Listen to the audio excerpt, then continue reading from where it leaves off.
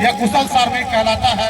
और श्रम विभाग के द्वारा कुशल श्रमिक के लिए 16 किस्म का फायदा दिया गया है।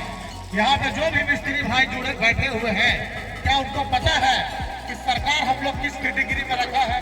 आप लोगों को ये जानकारी देते हैं कि श्रम विभाग के द्वारा मिस्त्री लोग के लिए 10,000 रुपये साल का दिया जाता है उसका रैंक पत्थर खरीदने के लिए। क्या आप लोगों को पता है इस चीज का? नहीं पता होगा, आप लोग जानिए और श्रम विभाग से जुड़िए आप लोग।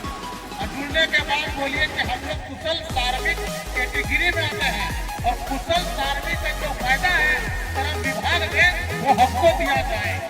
आपका एक कार्ड वहाँ पे बनेगा और कार्ड बनने के बाद आपको 3 महीना के अंदर 5,000 रुपए और 1 साल होने के बाद आपको 10,000 रुपए दिया जाए।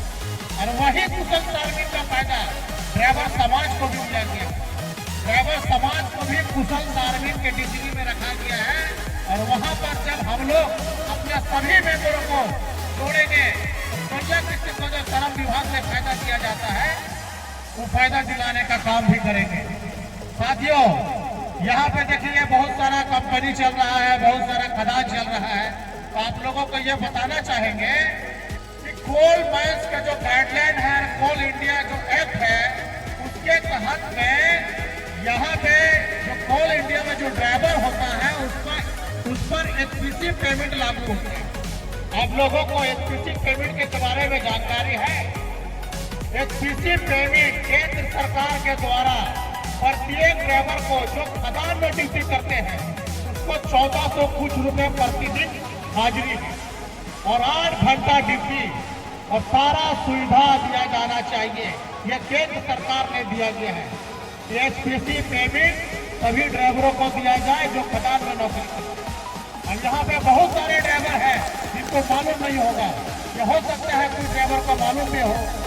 क्या पता यहाँ के कंपनी सब एचपीसी पेमेंट दे रहे हैं कि नहीं दे रहे हैं। और एक बात बताना चाहेंगे, जिससे यहाँ पे बहुत सारे ट्रांसपोर्ट कंपनी भी चल रहे हैं, तो आप लोगों को ये बताते हैं किसी भी कंपनी में अगर ड्राइवर 10 से ज्यादा है तो वो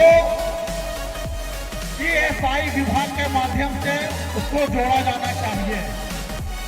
ईएसआई विभाग राज्य कर्मचारी बीमा निगम लिमिटेड के द्वारा उसका इंश्योरेंस और बीमा होना अनिवार्य है। यदि कोई कंपनी ड्राइवर को राज्य कर्मचारी बीमा निगम की तरफ से नहीं जोड़ता है तो राज्य कर्मचारी बीमा निगम लिमिटेड उस पर कार्रवाई करेगा।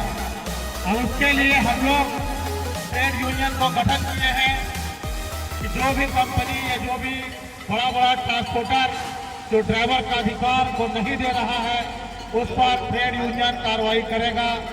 और जो भी चाहे वो आंदोलन के जरिए या लिखित के तौर पे हम लोग उसको चेतावनी दे रहे हैं कि जो भी सरकार के द्वारा या विभाग के द्वारा जो भी फायदा और स्कीम है उसको दीजिए, नहीं तो हम लोग बहुत जल्द सभी लोगों के ऊपर कार्रवाई करेंगे।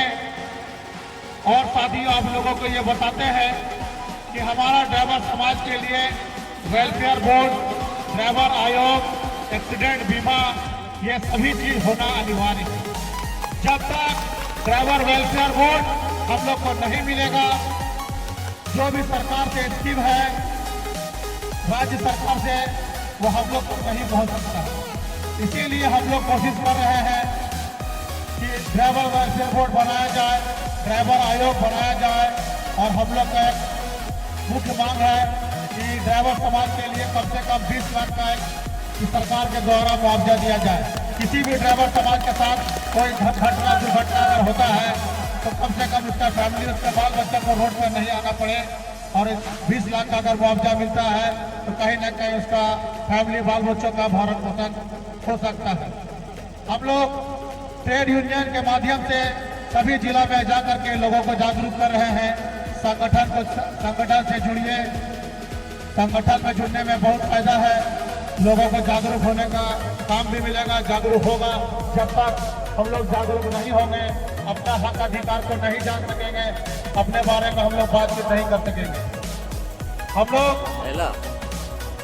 हम लोगों को जागरूक होना बहुत जरूरी है। इसीलिए लिए हम लोग all Bharat driver trade union को बनाए हैं और उसके तहत हम लोग सभी ड्राइवरों को जागरूक कर रहे हैं और संगठन से जोड़ रहे हैं। साथियों, इन बातों के साथ मैं अपने बात को समाप्त करता हूँ। धन्यवाद। हमारे प्रदेश के महासचिव पप्पू खान जी बैठे हैं, तो अपने बात को रखेंगे और ड्राइवर समाज को जागरूक करने का काम भी करेंगे। धन्यवाद साथियों।